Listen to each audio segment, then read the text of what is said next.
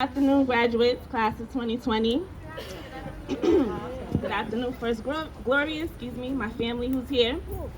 A little bit about myself. As Reverend here said, I'm Jessica Ross. I was born and raised here in the Bronx.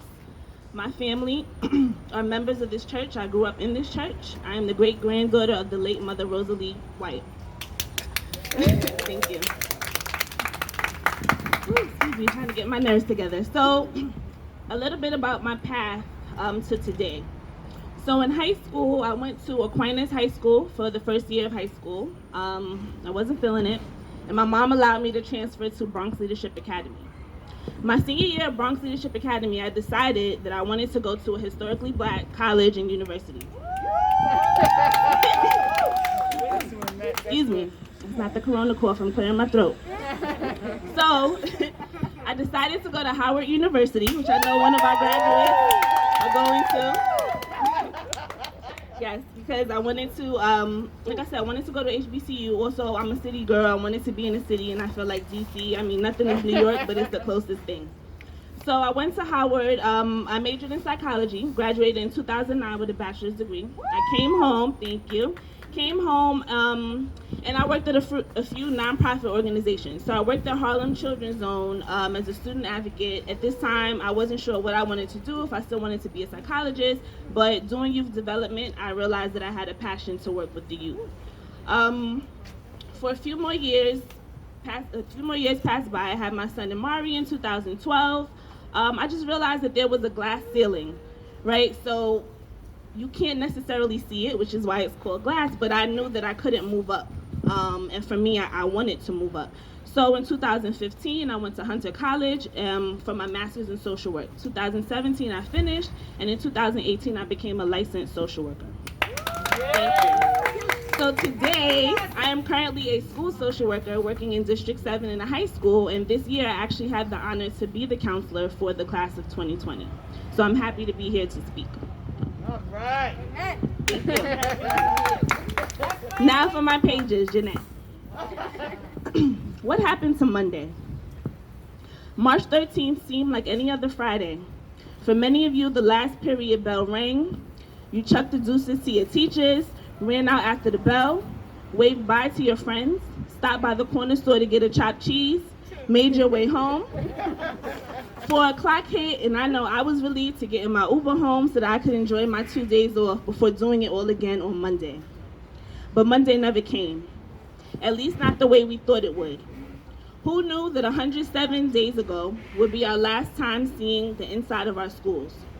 Who knew that hugging your bestie, eating that tray of pizza, unseasoned carrots and milk from the calf, drinking from the hallway fountain, laughing at your teachers, corny jokes, shooting hoops in the gym, staying after school for Regents Prep, who knew that March 13th would be your last time?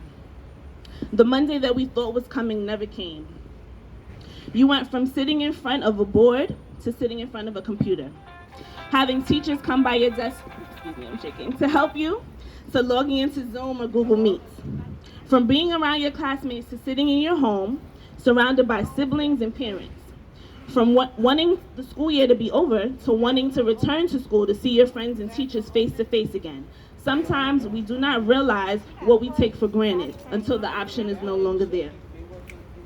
With no planning and no transition, with the global pandemic, with loved ones passing away, rest in peace, with anxiety, distress, confusion, with lack of resources, with the disappointment of finishing off your most important year without crossing a stage, without prom, without a trip, without hugs. You were expected to get up in the morning, sit in front of your laptop, complete your assignments, study, and pass your classes. I grew up being told that God will not give us more than we can handle. And I want to say that each of you are a living testament of that.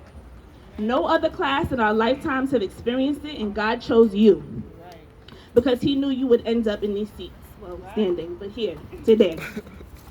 He knew that despite having everything go wrong, you would still make it right. You are a graduate. Much like our ancestors who fought for our rights to achieve such accomplishments, you exhibited fortitude. The definition, a strength of mind that enables a person to encounter danger or bear pain or adversity with courage. F for fearlessness.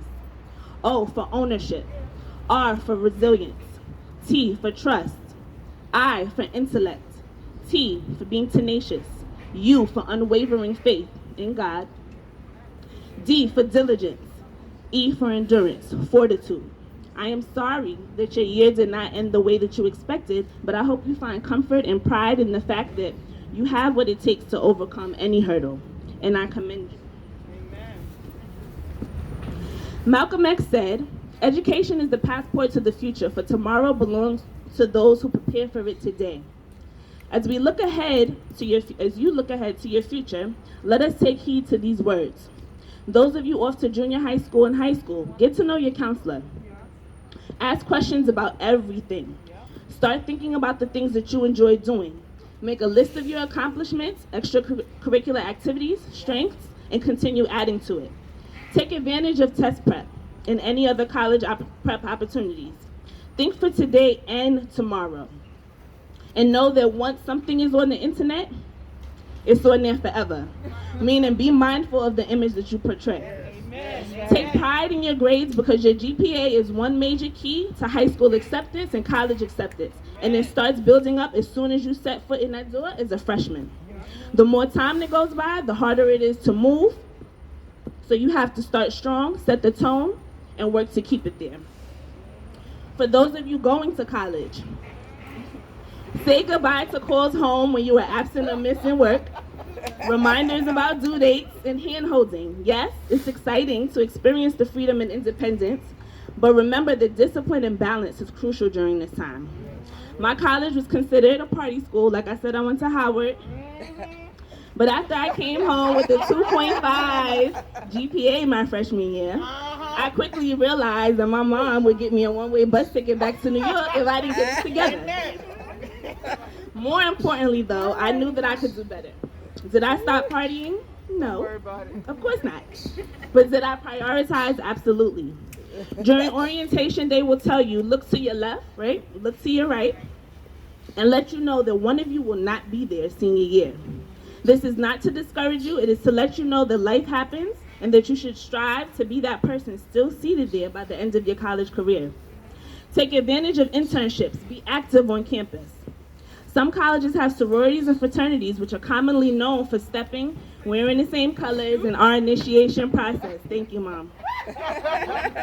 However, as a member of Delta Sigma Theta Sorority Incorporated, I can tell you that we have a long history of, of sisterhood, brotherhood, scholarship, and public service within the community. Whether you choose to join an organization, run for student government position, play sports, or just chill, be present and cherish each moment. For these will likely be some of your most memorable moments in life.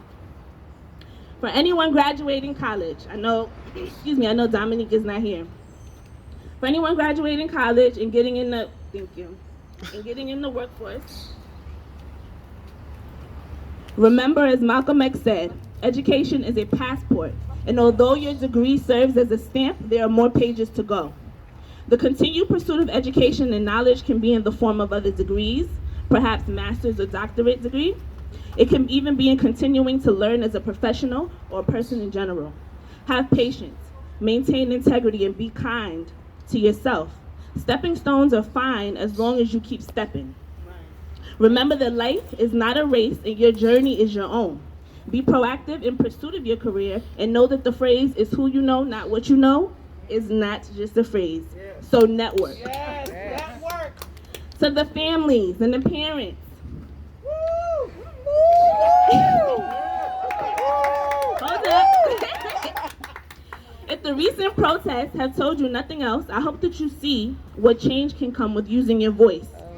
So often, particularly in Black and brown families, the tradition of children being seen and not heard is upheld and passed down through generations. We see it as training up a child. We say that it's for respect, but really it's a survival mechanism. From decades and even centuries ago, when having a voice got us hurt, killed, and even lynched. Families, I urge you to release this mentality that children speaking up means they are disrespecting you. It is stifling, and it creates adults who are not equipped to advocate for themselves. Am I encouraging disrespect? No. No, absolutely not. I am, however, saying that as black and brown people, we need to give our children the tool of language so that they can demand that which they are worthy of and deserve. You can still maintain respect and authority while simultaneously creating a space for dialogue. Now, I will say that I got smacked in my mouth at time was 7 from crossing the line as a kid. But I was never made to feel like I shouldn't have a voice just because I was a kid. And I am thankful for that because having the language to express myself is an attribute to the woman that I am today. We are sending our babies out into the world that already thinks their skin makes them lesser than. So imagine if they were never taught to communicate their opinions, thoughts, and feelings within a home with people that they know and trust. Why would they do it out in the world? Please hear this as encouragement for growth. With every new generation, there becomes a chance to abandon behavior and ideals that no longer serve us. Graduates, self-advocacy is your friend. If your teacher gives you a grade you didn't deserve, speak up. You have a question to ask, speak up. You have an interest in an opportunity, speak up. You have an idea, speak up. We are the only people who are made to feel like speaking up is a negative thing. I am here to tell you that just as much as your life matters, your voice matters. Speak up. Okay? You will see the doors will open, people will respect you, and you will gain confidence when you let your voice be heard. Thank you to Reverend Hare and First Glorious for having me. Thanks to my mom for volunteering my presence. And pushing me to step out of my comfort zone. Public speaking continues to be a learning and growth process for my own educational passport. But I am honored to be here today. Congratulations to you, class of 2020. You are in a class of your own and there will never be another. Thank you for showing us what fortitude, resilience, and persistence looks like. Continue upholding Black excellence, Black girl magic, right? And remember that you are worthy of all that you desire. May God continue to bless you and cover you through every step of your journey. Stay safe. Amen.